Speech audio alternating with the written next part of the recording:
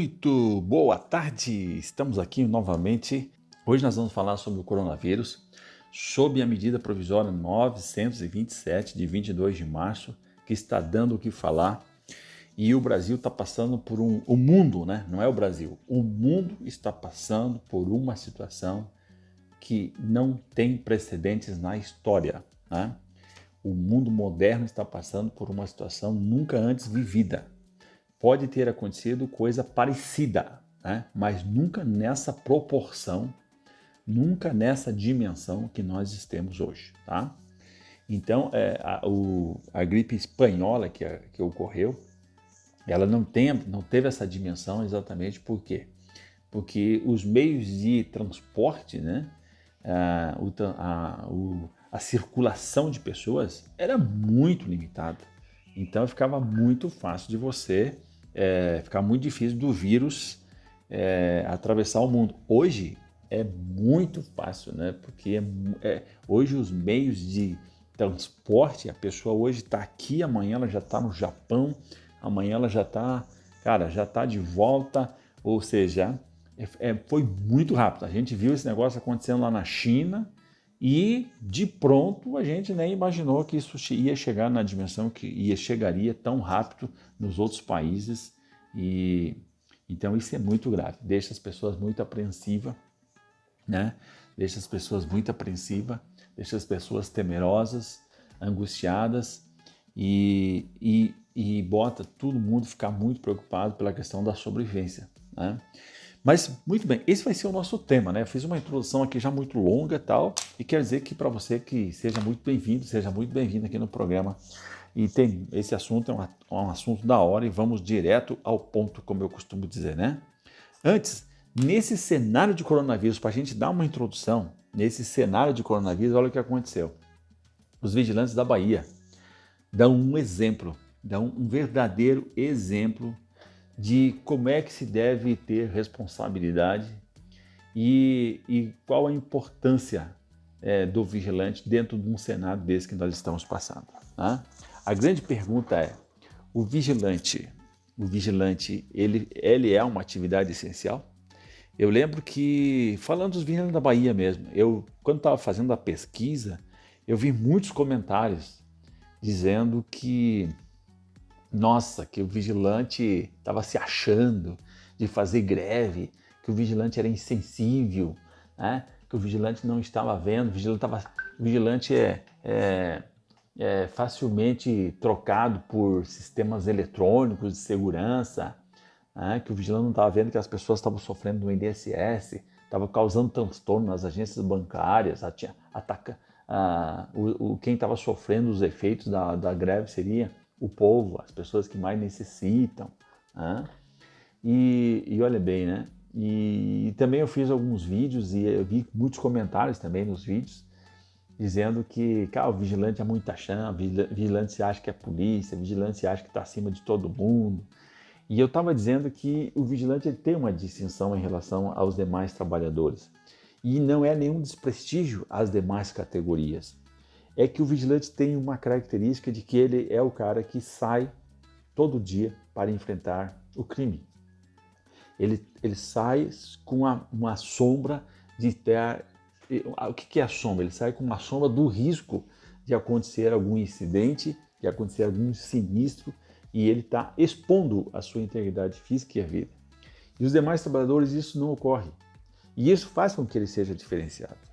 E olha o que aconteceu agora, agora nessa época que nós estamos passando nesse estado de calamidade. Nós estamos passando por um estado de calamidade. Estamos vivendo no Brasil um estado de calamidade por causa da pandemia do coronavírus. É importante você tomar consciência disso, você que está me ouvindo.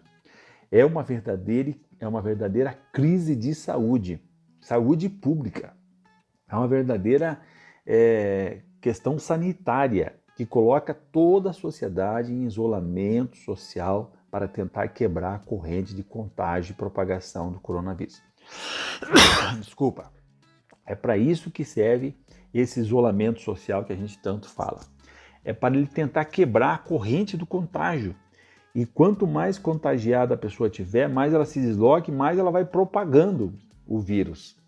que já levou ao mundo, basta você olhar no mundo, basta você assistir qualquer jornal das redes de televisão, qualquer pesquisa que você faça, que o mundo está de joelho, que já levou no mundo milhares de pessoas à morte.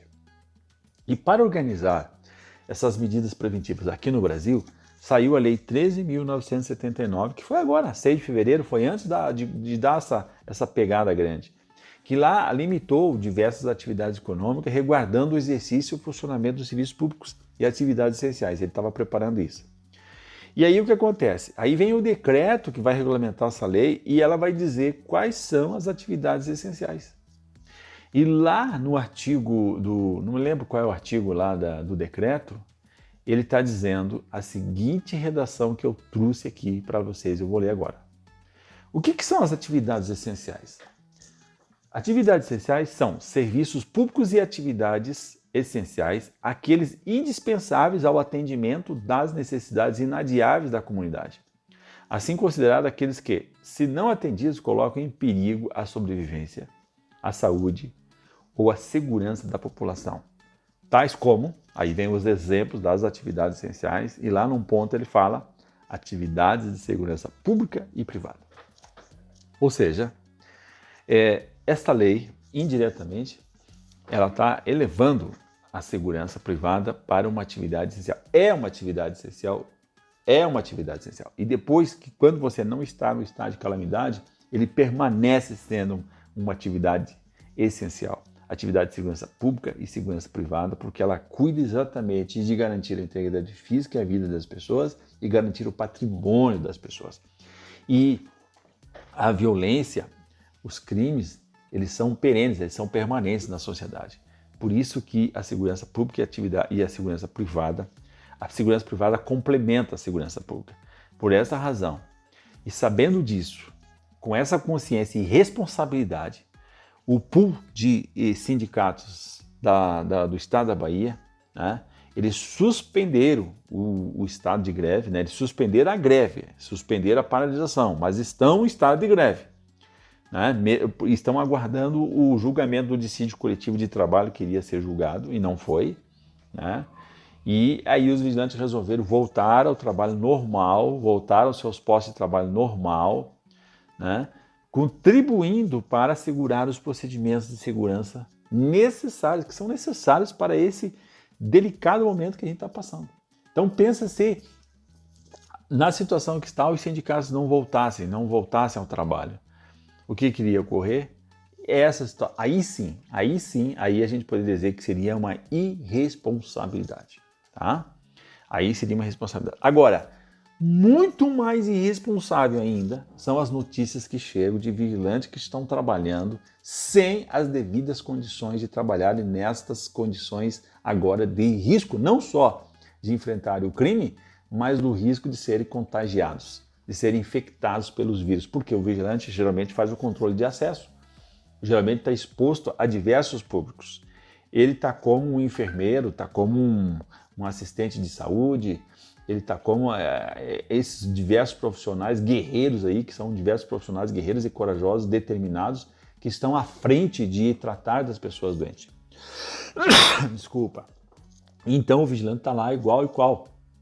O vigilante é que faz o controle de todas as paradas, que faz o controle dos acessos, que cuida da infraestrutura, das questões médicas hospitalares.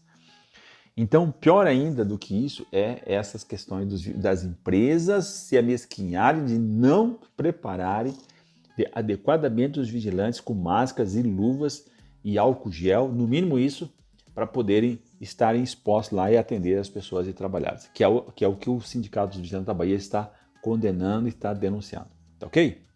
Então, parabéns para os vigilantes da Bahia que tomaram essa distinta, essa respeitosa decisão, responsável decisão de voltar a trabalhar e contribuir com a população do estado da Bahia nesse momento difícil. A MP, medida provisória 927, que saiu dia 22 de março, e o impacto no vigilante. O primeiro impacto no vigilante, que muitas perguntas têm me feito, muitas perguntas têm chegado para mim nas minhas redes sociais, lá no meu canal, no Pedrosa Previdência, muitas perguntas. Inclusive, eu te convido, se você está me ouvindo, você ainda não faz parte da minha audiência, você não é inscrito no canal Pedrosa Previdência, não deixe, ou seja, acessa lá Pedrosa Previdência, você já vai cair lá no YouTube, já se inscreve, porque a gente publica lá conteúdo todo santo dia. Então a gente está sempre trazendo coisas atualizadas e você me acompanhando, você vai ser um profissional diferenciado. Por quê? Porque você recebe informação todo dia. Ora, nada é tão poderoso quanto uma coisa que você faz todo dia.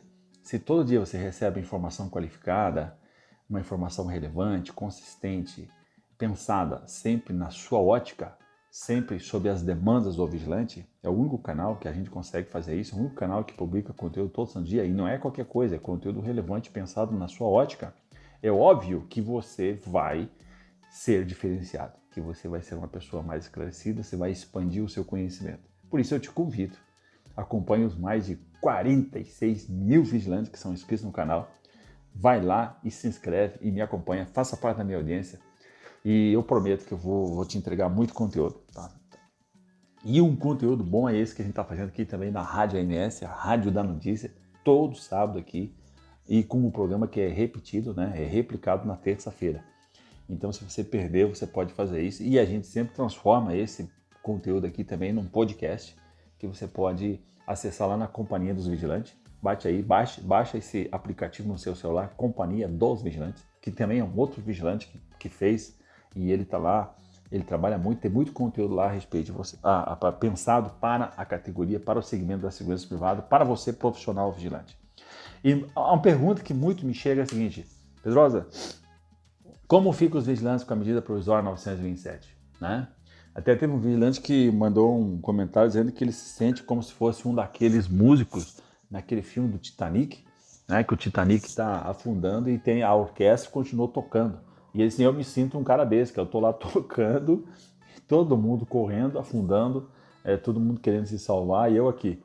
Então, agora já está explicado, né? É porque a segurança privada é uma atividade essencial. Ou seja, ela não para nunca. Ela não vai parar nunca, porque ela é tal e qual como a segurança pública. Não para nunca, não pode parar. Não pode fazer greve a segurança pública e não pode parar. Né? Vigilante ainda pode fazer greve, como era o caso do estado da Bahia. Mas a segurança privada ela é essencial, já era considerada, já sabíamos que era, mas está lá na lei dizendo para conferir, para dar um carimbaço, ela é essencial. Então não se sinta como um músico que fica tocando lá, um daqueles músicos da orquestra que ficava tocando violino enquanto o barco estava afundando. Não. Nós somos chamados, a segurança privada é chamada exatamente porque os vigilantes são guerreiros e são profissionais e vão contribuir para que o Brasil volte à normalidade. É nas horas mais difíceis, na tempestade mais brava, que aqueles verdadeiros marinheiros, pela sua natureza, são os que salvam o navio. Os marinheiros fracos, aqueles que não têm a vocação para isso, aqueles que não estão na linha de frente são os primeiros que correm e os primeiros que morrem. Isso, o que salva o barco exatamente são aqueles que são obcecados, obstinados, determinados. Isso que é o vigilante. O vigilante é determinado, ele tem ousadia, coragem, né, determinação para enfrentar o perigo, e seja o perigo do crime ou seja o perigo oriundo dessa situação que a gente está vivendo agora, que é o coronavírus, que é uma questão de saúde pública, né? Então, aí está o vigilante. Muito bem. A pergunta que chega é: como é que ficam os vigilantes que têm idade de 60 anos? Pode continuar trabalhando? Você que está me ouvindo, você tem 60 anos, você tem mais de 60 anos? Desculpa. Você tem algum histórico de doença que deixa você incapacitado, deixa você mais vulnerável ao vírus do coronavírus, né? Ao Covid, né? Covid-19. Então, olha o que está dizendo essa portaria. A portaria está dizendo, lá no parágrafo 3º do artigo 6º, a medida provisória está dizendo que, né, os trabalhadores que pertençam ao grupo de risco do coronavírus serão priorizados para o gozo de férias individuais ou coletivas nos termos do disposto nesta medida provisória, nesse capítulo. A medida provisória, ela colocou uma situação. Ela teve uma preocupação, primeira, de mexer nas questões trabalhistas, questões trabalhistas de urgência, para possibilitar exatamente o quê? A garantia, o enfrentamento do vírus, o enfrentamento do coronavírus, né? E garantir o quê? Garantir que empregos não sejam dizimados. Nós já estamos com 12 milhões de desempregados. Então, essas medidas vieram com dois objetivos. Garantir os empregos que vão ser afetados, porque as empresas vão ser afetadas, e se empresas são afetadas, a primeira coisa que o empresário faz é cortar gastos. E isso é uma coisa natural. E a outra é exatamente fazer um enfrentamento e diminuir e cortar a possibilidade de contágio, de contágio do vírus e a propagação. Então, duas coisas ligadas, contágio e propagar. Se você for contagiado, é certeza que você vai ser um propagador da doença. Porque você anda, você circula, você se relaciona e você vai levando aquele vírus. Essa que é a ideia, é assim que funciona. E aí que vem o detalhe seguinte, a preocupação é vidas. E quem são, então, o grupo de risco? Quem é que está no grupo de risco do coronavírus? Bem, vocês já estão vendo que são aquelas pessoas que mais morrem na Itália e em todo local. Mas veja bem, ontem eu vi o informativo na Globo News e nas outras televisões, o relatório do ministro da Saúde, do Ministério da Saúde, foi que no Brasil, 43% das mortes que ocorreram, elas são na faixa entre 30 e 60 anos. Veja bem, não são as pessoas de 60 anos. Né? A maioria é homens e pega a faixa da galera que não é só de 60 anos. Aquela faixa de trabalhadores que não é só de 60 anos. Né? Então, por quê? Porque essas pessoas estão no grupo de risco. Por quê? Porque elas têm, de repente, elas têm alguma outra doença que vulnera. Vamos dizer, um diabetes vulnera, né? Obesidade, a pessoa está muito obesa, a pessoa ela já tem um problema de pulmão, né? Está lá com uma pneumonia ou está se recuperando de uma pneumonia, né? Ou tem bronquite. Ou seja, se ela tem alguma coisa que vulnera a sua saúde, ela está no grupo de risco.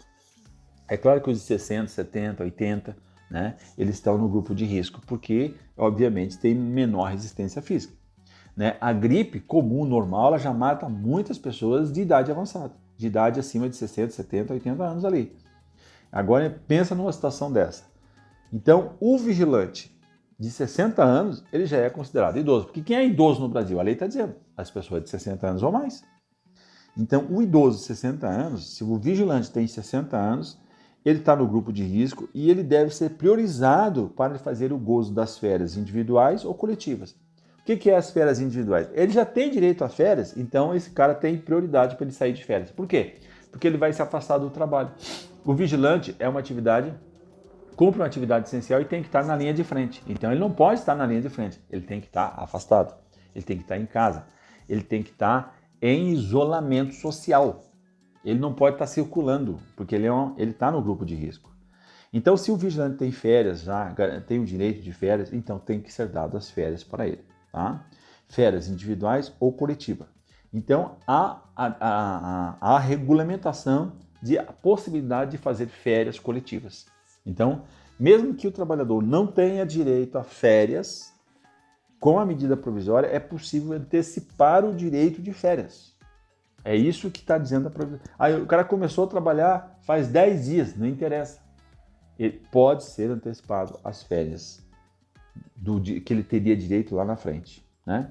Porque funciona assim, a cada um mês você tem direito a 2 dias e meio de férias, tá? A 2 dias e meio. Então, trabalhou um mês já tem 2 dias e meio, mas pode ser antecipado, tá ok? Então, vigilante com 60 anos ou mais, ou que tem alguma doença, ele está no grupo de risco. Vocês estão compreendendo? Estão compreendendo aqui? Bastante simples, muito objetivo e não tenha dúvida. As empresas, elas devem afastar aquele vigilante que está dentro do grupo de risco. Tá?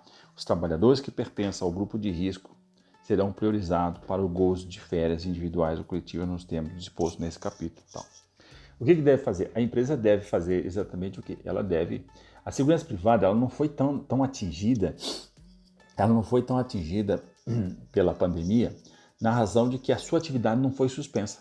Muitas empresas tiveram que fechar, mandar os trabalhadores para casa, e aí criou aquele problema. Como é que o cara fica em casa, tem que ficar isolado, e a empresa sem produzir, como é que vai pagar o salário? Isso é um problema. Agora, as empresas de segurança privada, esse problema não foi assim tão frontal. Por quê? Porque os postos continuaram. A segurança privada estava autorizada. Agora, só que aí ocorre o seguinte, é uma empresa, eu tenho um exemplo assim bem claro, né, que eu conheço e tal, mas existem vários relatos. A empresa fechou, um restaurante, né, um hotel e restaurante, fecharam. Aí o que acontece? O vigilante ficou disponível. E aí o tomador do serviço, óbvio, né, que não tendo arrecadação, não vendendo para ninguém, não tendo receita, não tendo faturamento, ele vai cortar gastos, ele vai negociar os seus contratos. E o primeiro deles é, cara, eu não preciso do vigilante agora. Então, eu estou fazendo a suspensão do contrato de prestação de serviço de segurança. A empresa vai fazer o que com aquele vigilante? Não tem como. Vai pegar ele e colocar no outro posto? Não. Então, nesta hora agora, é óbvio que vai diminuir os postos de serviço. Porque os tomadores de serviço, em diversas circunstâncias, eles vão, o quê? Suspender também o contrato. Então, ocorre um efeito dominó, né? Puff, puff, puff. Vai ocorrendo um efeito dominó ao contrário. E vai chegar no vigilante. O que o empresário faz? Bem, ele tem que fazer o seguinte, a empresa organizada, ela vai fazer o seguinte, cara, me diz aqui, quem é que tem direito a férias? Primeira coisa, quem é que tem direito a férias? Então, manda de férias, porque é um direito dele.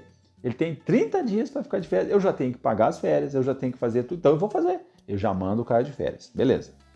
Segundo ponto, agora eu tenho que encarar a galera que está no grupo de risco, 60 anos. Então eu tenho que pegar esses caras, ver se ele está de férias, ver se ele tem direito a férias. Não tem, beleza, não tem. O que está dizendo? Eu tenho que chamar ele, fazer um acordo, que eu vou antecipar essas férias. Ele não tem direito a férias, mas eu vou antecipar. Eu vou antecipar a férias aí, o quê? Por 30 dias, por 10 dias, por 20 dias. Não pode ser menos que 5. Então eu posso antecipar 10, 15, né? Agora tá podendo tudo, só não pode menos que 5. Tá? Então eu vou antecipar essas férias. As férias individual, eu vou chamar cada um e vou dar, para um eu vou dar 15, para outro eu vou dar 10, conforme as circunstâncias pode ocorrer isso aí. Isso aqui pode ocorrer, está autorizado a fazer. E o que está dizendo aqui? Aqui o que está dizendo a portaria? Que durante o estado de calamidade, o empregador vai informar o empregado sobre a antecipação das suas férias com antecedência, de no mínimo 48 horas, por escrito ou por meio eletrônico, com a indicação do período a ser gozado pelo empregado, né? Então elas não podem ser inferior a 5 dias, tá? E o que acontece? O que vai acontecer lá na frente? É como se fosse, nessa parte, é uma antecipação. Quando o vigilante volta, e ele já gozou as férias antes dele ter o período aquisitivo, porque férias você tem que ter 1 ano de trabalho para você ter direito às férias. Então ele vai trabalhar 1 ano, não vai ter as férias, porque ele já teve as férias. E o que acontece? Aí ele vai ter que trabalhar mais 1 ano, vai trabalhar 2 anos para tirar férias novamente, né? Porque essa primeira foi antecipada. E como é que paga isso? Então ele sai de férias e as férias são pagas no 5º dia útil do mês seguinte. Então, se sair de férias agora, ele vai receber essas férias lá no 5º dia útil, que é o dia do pagamento. Então, ele vai receber o pagamento normal. É isso que vai acontecer, né? Saiu agora, é março, ele vai receber o pagamento normal agora no 5º dia, né? No 5º dia útil, e lá no mês subsequente. No próximo mês, no 5º dia útil, ele recebe as férias. Pedrosa, e 1/3 das férias, como é que fica? Esse 1/3 das férias, a medida provisória organizou que ela pode ser paga até o dia 20 de dezembro, junto com a segunda parcela do 13º, tá? Então, você veja que são coisas assim próprias, realmente, para esse momento que a gente está passando, que é um estado de calamidade. O que ele está querendo com isso? Qual é o objetivo disso? É garantir o emprego. É garantir o emprego agora, que é garantir o emprego, que o emprego é o bem maior, né? O emprego é o troço maior. Nós estamos vivendo com 12 milhões de desempregados. Já pensou se esse negócio sobe ali para 13, para 14, para 15, como diz o outro, minhas armas. Minhas armas. Aqui na minha região tem, quando é uma coisa muito grave, o pessoal quer dizer minhas almas, né? Aí o pessoal, minhas armas do céu. Ou seja, pensa no caos social, pensa no problema social, pensa na depressão social que isso vai dar, né? Nos problemas sociais terríveis, o desemprego é terrível, que para tudo, né? É um problema muito grave. Então é assim que vai funcionar essa questão da antecipação das férias, que provavelmente as empresas vão se utilizar muito, aquelas empresas, e as empresas de segurança menos do que as outras demais segmentos. Então nesse aspecto, o segmento da vigilância ainda não for, ainda tem que dar graças a Deus nesse sentido, né? Porque não recebeu assim um impacto direto, ele está recebendo um impacto indireto. É o efeito dominó. O primeiro deu efeito lá na outra empresa, que daí dá o efeito dominó nele, tá? Então as empresas elas podem usar desse artifício e elas com certeza elas vão usar, ok? Agora é o seguinte, se a empresa não afastar o vigilante e o vigilante for trabalhar, e aí que tem um outro detalhezinho aqui que foi colocado, né? O que foi colocado nessa medida provisória? Que os casos de contaminação pelo coronavírus, elas não serão considerados ocupacionais, exceto mediante comprovação de nexo causal. Então esse é um outro ponto. Aqui ele já quis dar uma livrada, aqui em quem? No INSS e na empresa.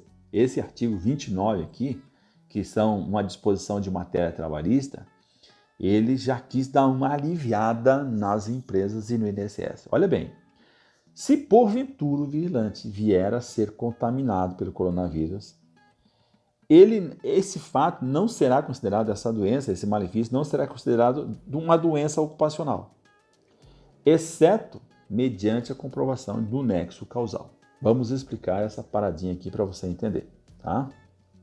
Primeiro nós temos que entender que existe, olha bem, primeira coisa, o vigilante contaminado pelo coronavírus, ele vai entrar em auxílio-doença? Essa é a primeira pergunta que nós temos que responder. Ele vai entrar em auxílio-doença? O que é a resposta? Pela lei, o auxílio-doença é aquele benefício que a pessoa recebe quando ela está incapacitada para o trabalho de forma temporária, por doença ou por acidente de trabalho. Então, quando a gente fala acidente de trabalho, é onde a gente entra nas doenças ocupacionais. Que as doenças ocupacionais, elas são decorrentes do quê? São decorrentes da profissão tem a ver, as doenças ocupacionais já está dizendo, tem a ver com a ocupação da pessoa, tem a ver com o trabalho, com a profissão, tem a ver com o ambiente do trabalho, tem a ver com a forma com que esse trabalho é realizado.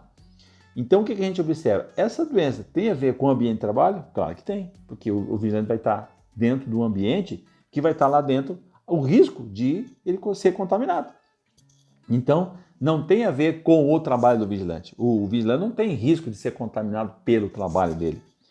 Mas ele é uma doença que tem a ver com o meio ambiente do trabalho, tem a ver com a forma com que esse trabalho é realizado. E aí é onde ocorre o nexo causal, ou seja, o nexo da causa dele ter sido contaminado. Essa é a ideia, né? E ainda tem que considerar que tem as condições com que o trabalho é realizado, ou seja, sem luva, sem máscara adequada, né? Sem, de repente, ter uma outra prerrogativa, um outro procedimento que poderia evitar dele ter o contato direto com as pessoas lá. Mas o vigilante, muitas vezes, ele está lá na frente, ele tem que fazer o controle de acesso, então ele tem que se deslocar, estar no meio. É igual o enfermeiro, igual o médico, não tem como ele, né? Não existe esse procedimento de ele não ter contato com o doente, né? Então ele fica exposto ele fica imposto ao agente nocivo ali que pode ser infectado. Muito bem. Então nós estamos falando que os casos de contaminação pelo coronavírus não serão considerados ocupacionais, exceto mediante comprovação do nexo causal. Então foi o que a gente explicou, né? Vai ter que ter um nexo, vai ter que provar isso. Então é bom que você filme, você bata a foto, você consiga configurar, demonstrar a forma com que você está prestando o trabalho lá no seu posto, lá no seu ambiente, que ele é totalmente vulnerável, ele não tem as condições que você não tem as condições de te proteger e você fica exposto ao risco da contaminação do coronavírus, tá? Então é isso que é. Então o que é uma doença ocupacional? É aquela doença que se relaciona com o trabalho e com a forma com que ele é realizado e com o ambiente no qual ele é realizado, tá? Então comprovou isso, está feito um nexo causal. Então o que está dizendo? Mediante comprovação. Então se o vigilante é contaminado pelo coronavírus, ele vai ser afastado. Mas tudo bem, o coronavírus, obviamente você já tem que ficar isolado. Esse isolamento vai passar de 15 dias. Vai passar de 15 dias. E o que está dizendo? 15 dias a empresa paga. Vai sair uma outra medida provisória, eu já ouvi falar aqui, já estou acompanhando, vai sair uma outra medida provisória que vai dizer o seguinte: o governo, para ajudar as empresas, ele vai assumir esses primeiros 15 dias. Esses primeiros 15 dias, geralmente, quem paga é a empresa. Quando você sai no auxílio-doença normal, os primeiros 15 dias a empresa é que paga, depois o INSS fica pagando.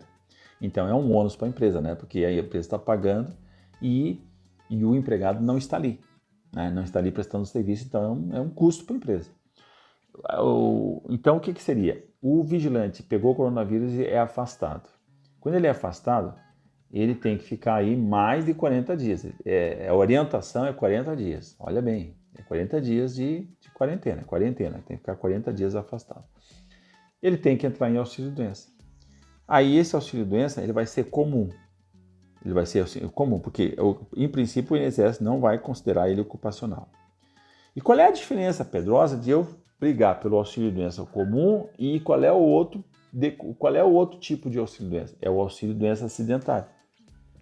Se ele for considerado um auxílio-doença, uma doença ocupacional, aí você vai sair em auxílio-doença acidentário. Se for comum, é B31 comum. O que é o comum? Você vai ficar afastado. Quando você se recuperar e voltar, o que vai acontecer? Não vai acontecer nada, né? Você vai volta a trabalhar e não tem nenhum efeito, né? Na sua relação de trabalho, não tem efeito nenhum para você. Agora, se for considerado acidentário, se for considerado uma doença ocupacional, aí você vai sair no auxílio-doença acidentário, porque a doença ocupacional ela se equipara ao acidente de trabalho. E o acidente de trabalho, ele tem efeitos no contrato de trabalho, tá? Ele tem efeito. Qual é o primeiro efeito dele?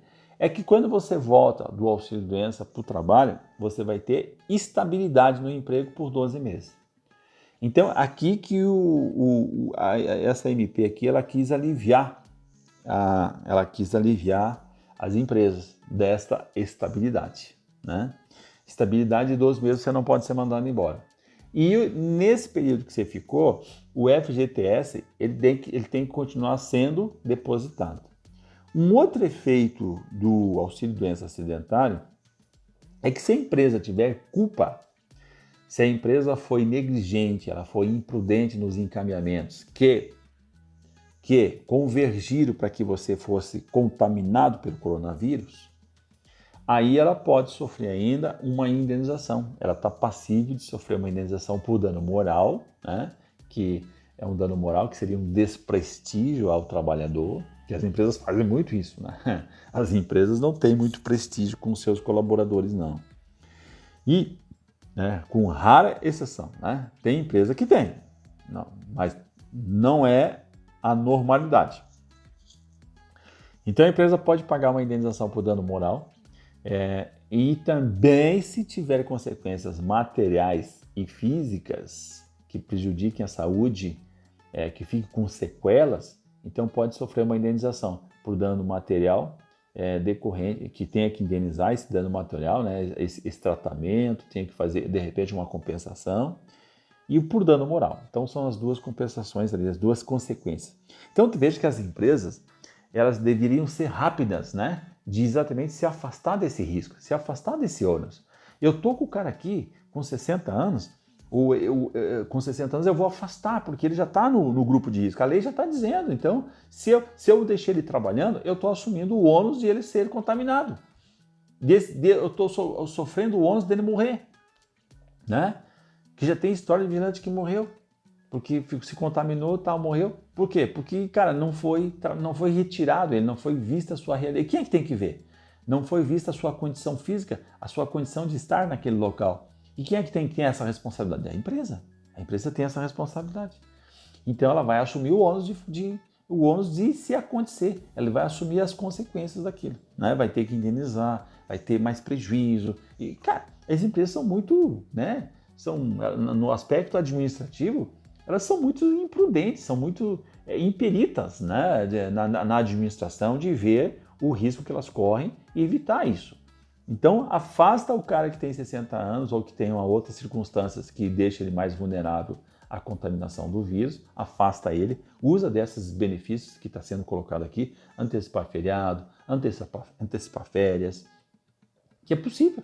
Com isso aqui eu afasto a pessoa e estou de boa, não estou tendo prejuízo, né? E outra coisa, se o cara está lá trabalhando e eu não dou condições para ele, então eu também estou correndo o risco. Né? Aquele vigilante que está apto a trabalhar, se ele está trabalhando numa condição, num ambiente sem condições, então ele está correndo o risco. A empresa está correndo o risco de ter que sofrer as consequências daquilo. Tá certo? Então, muito importante isso. Se você entrar de algum vigilante que foi contaminado, sinceramente, eu não tenho como desligar, desconectar, ou descaracterizar que não é uma doença ocupacional. Então, mas para isso vai ter que comprovar, vai ter que reunir prova.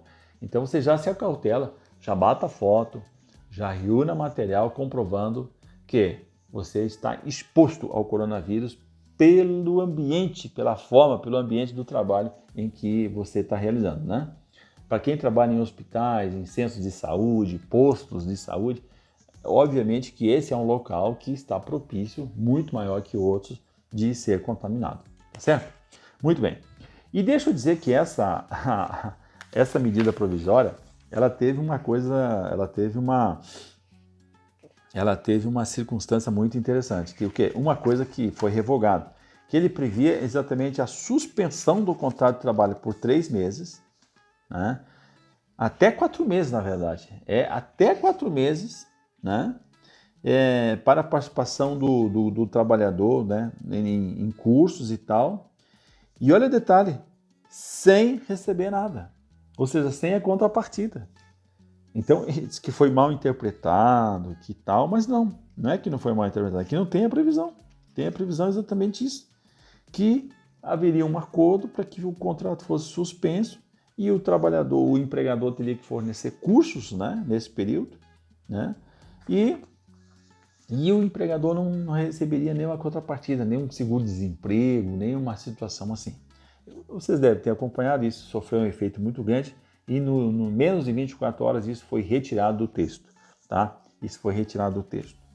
Então, o que mais que atinge o vigilante aqui que a gente pode dizer para vocês que pode atingir o vigilante? Tem o banco de horas, tá?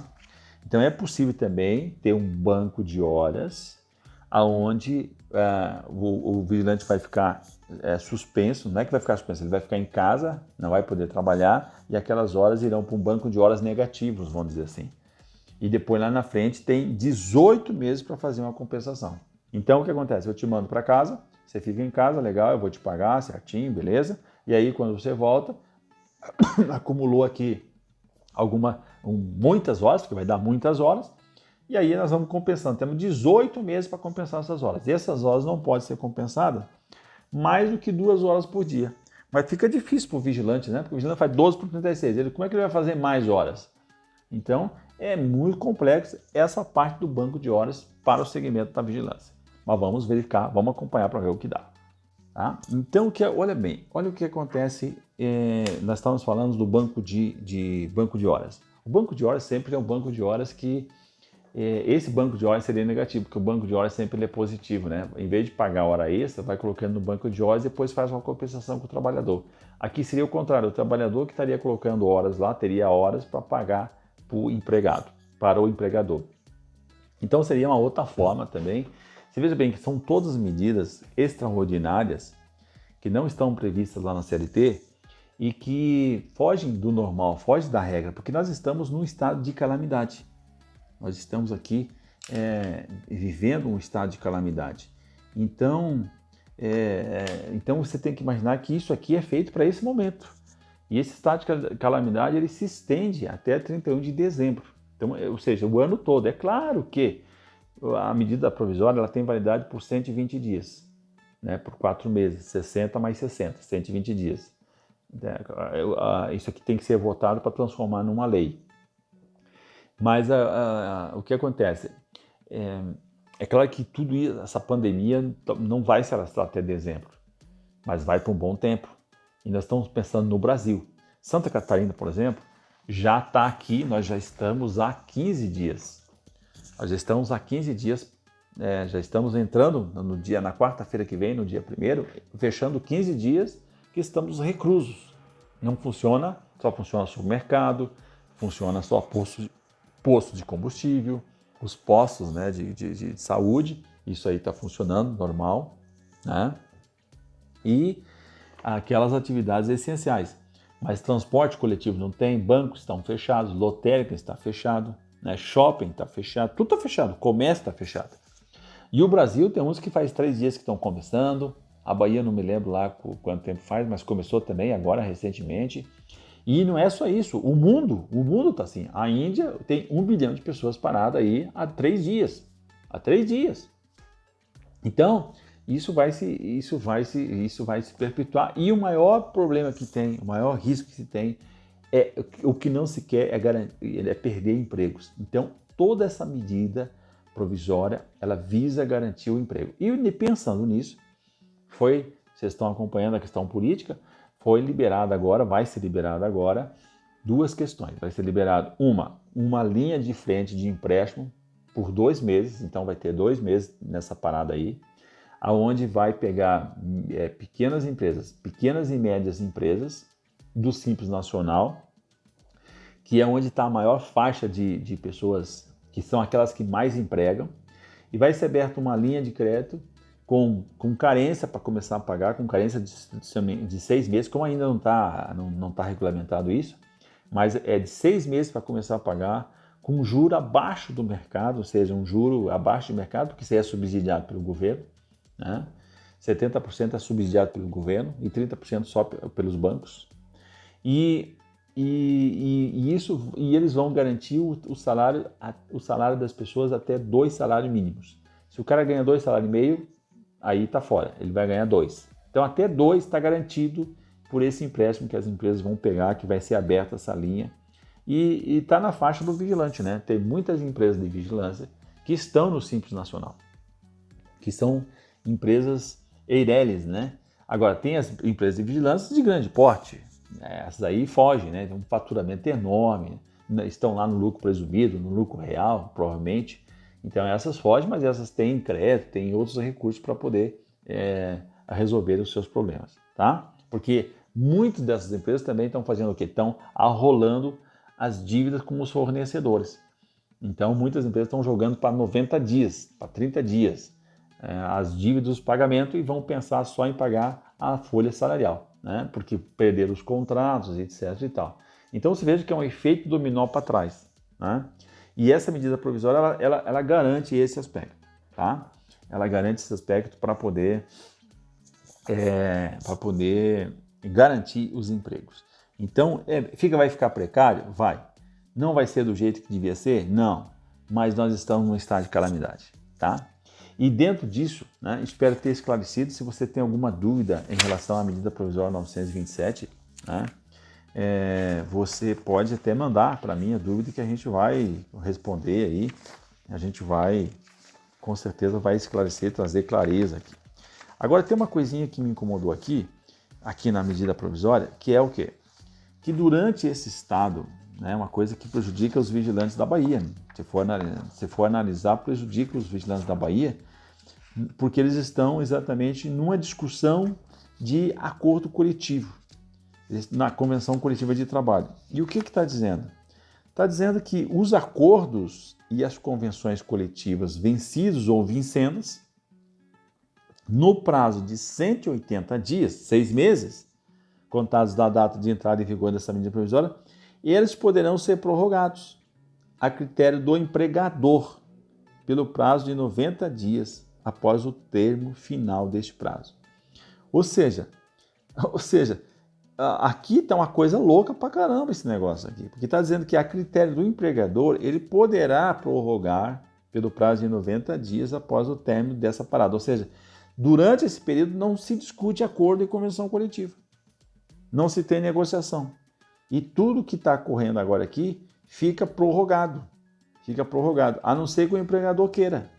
Se o empregador não... Então, veja bem, lá na Bahia o empregador ofereceu abaixo do que foi pedido, porque os vigilantes lá estão há 2 anos sem reajuste, né? Eles já melhoraram bastante a posição e vai para o dissídio coletivo. Só que o dissídio coletivo, o que é? O que é o dissídio coletivo? É quando não há acordo e aí o Tribunal Regional Federal daquela região, o tribunal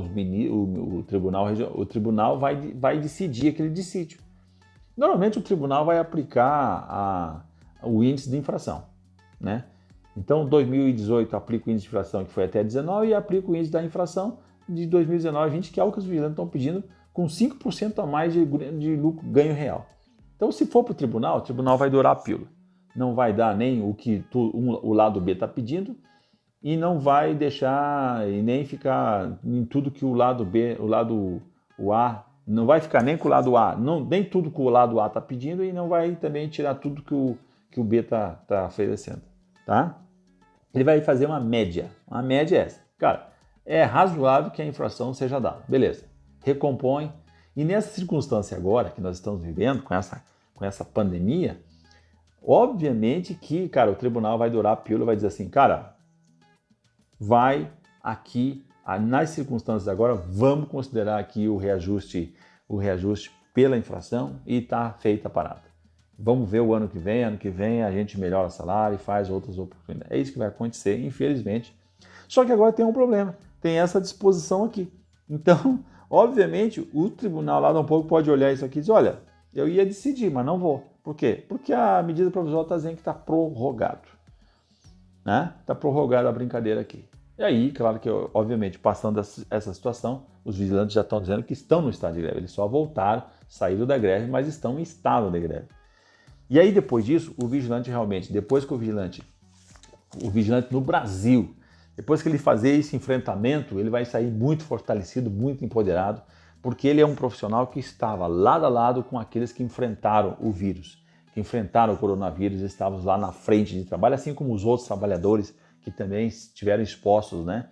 O pessoal das farmácias, o pessoal do supermercado, dos postos de combustíveis, que não puderam fechar, e tal, e não tiveram que dar um pouco se socorrer, né? De ficarem afastados, aí ficaram expostos, se relacionando, interagindo com pessoas.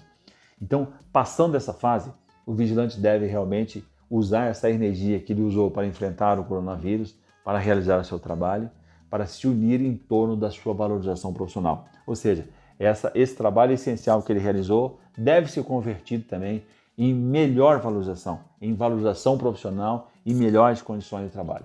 Obviamente eu digo que isso vai acontecer muito lá com o Estatuto da Segurança Privada, que agora ficou de lado com essa história toda, né?